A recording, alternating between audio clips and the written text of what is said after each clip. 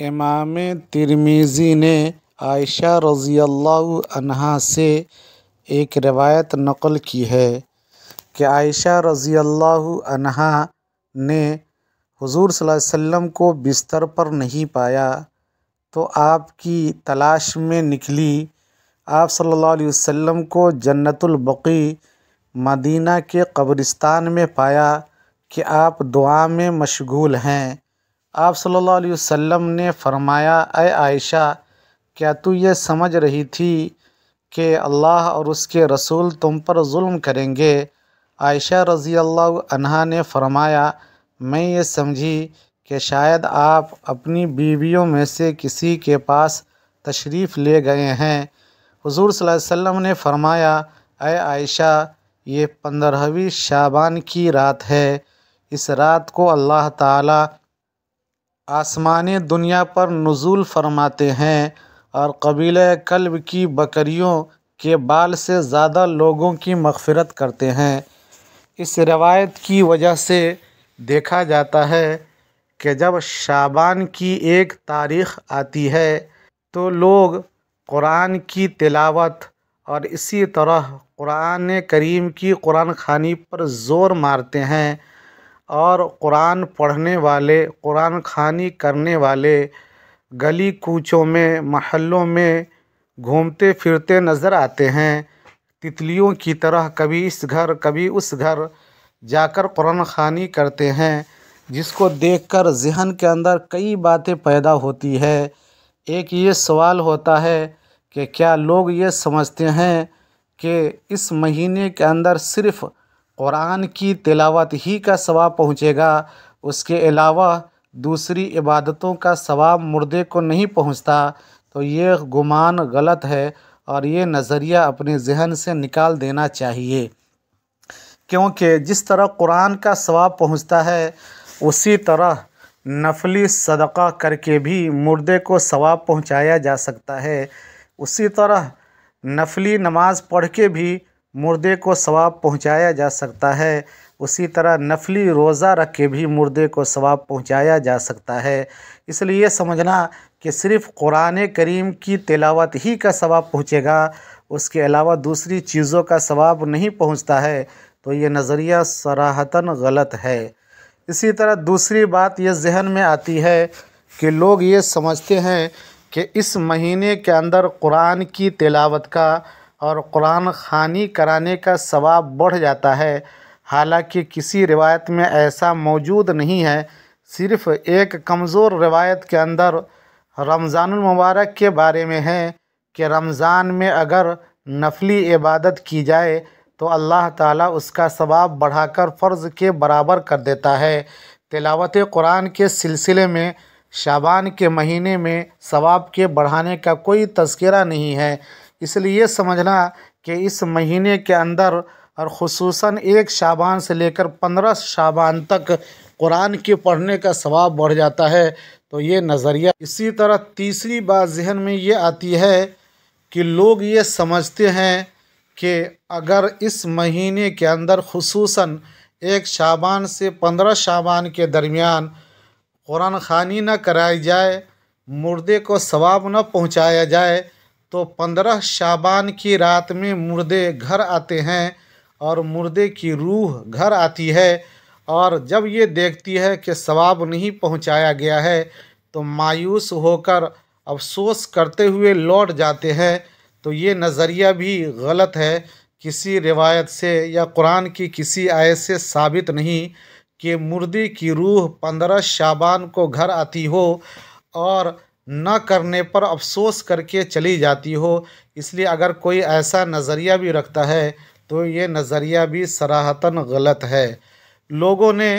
قرآن خوانی پر زور مارا، جس کی وجہ سے ایک چوتھی خرابی یہ نظر آتی ہے کہ قرآن کے پڑھنے اور پڑھانے والے باضابطہ اس مہینے کے اندر جماعت بنا کر قرآن خوانی کرتے ہیں اور اس کا ٹھیکہ لیا جاتا ہے۔ قرآن پڑھوانے والا پڑھنے والوں کو 25-50 روپے دیتا ہے اور جتنے روپے بچ جاتے ہیں وہ ٹھیکیدار رکھ لیتا ہے۔ اسی طرح بہت سی جگہوں پر دیکھا گیا کہ بہت سے لوگ کہتے ہیں کہ ہمیں 1000 روپیہ دے دیجئے یا ہمیں 2000 یا 3000 روپیے دے دیجئے، میں ایک ختم قرآن کا ثواب آپ کے مردے کو پہنچا دے رہا ہوں۔ یہاں پر ذہن میں رکھ لینا چاہیے کہ فقہا نے قرآن کریم کی تعلیم پر اجرت لینے کا یا اسی طرح نماز پڑھانے کی یا اذان دینے کی اجرت لینے کے جواز کا فتویٰ دیا ہے۔ وہ ضروریات دین میں سے ہے کہ اگر یہ عمل نہ کیا جائے تو دین کو سمجھنے اور سمجھانے والے، نماز پڑھانے والے لوگ موجود نہ ہوں گے۔ لیکن قرآن خوانی کے بارے میں صراحتاً لکھا ہے کہ قرآن خوانی کا مسئلہ نماز یا تعلیم قرآن کی طرح نہیں ہے، اس پر دین کا مدار نہیں، اس لیے قرآن خوانی پر پیسہ دینا اور پیسہ لینا، اجرت دینا اور اجرت لینا ناجائز ہے، اور ایسا کرنے والے کو نہ کرانے والے کو ثواب ملتا ہے اور نہ کرنے والے کو ثواب ملتا ہے۔ جب دونوں کو ثواب نہیں ملتا تو پھر مردوں کو ثواب کیسے پہنچایا جا سکتا ہے؟ اسی طرح اس روایت پر غور کیا جائے تو یہ روایت خود سند کے اعتبار سے کمزور ہے۔ امام ترمذی نے اس روایت کو کمزور کہا ہے۔ اسی طرح اس روایت کے اندر غور کرنے سے ایک دوسری بات معلوم ہوتی ہے کہ آپ صلی اللہ علیہ وسلم تنے تنہا گئے، اپنے گھر میں کسی کو جگایا نہیں، کسی صحابی کو آواز نہیں دی، مجمع اکٹھا نہیں کیا، بلکہ آپ صلی اللہ علیہ وسلم تنے تنہا قبرستان گئے اور قبرستان جا کر کے آپ صلی اللہ علیہ وسلم نے تنے تنہا دعا کی، کیونکہ یہ عمل نفلی عمل ہے، اور نفلی عمل کے بارے میں فقہا نے صراحت کی ہے کہ شریعت میں نفلی عمل کا مقام یہ ہے کہ اس کو تنے تنہا کیا جائے، اس کے لیے بھیڑ بھاڑ، مجمع اور جماعت اکٹھی نہ کی جائے، یہ طریقہ شریعت میں پسند نہیں۔ اس کی ایک مثال ہے، مثلاً کوئی نفلی نماز پڑھ رہا ہے اور نفلی نماز پڑھنے کے لیے لوگوں کو جمع کر رہا ہے، بلا رہا ہے، تو فقہا نے اس